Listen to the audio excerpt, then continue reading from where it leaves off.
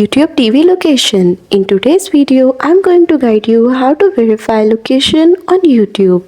The process is quick and simple. Just follow me till the end and don't miss any important step.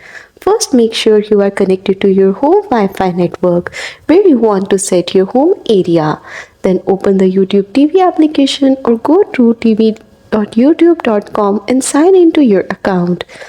Then tap your profile icon, then go to settings and in settings click on area.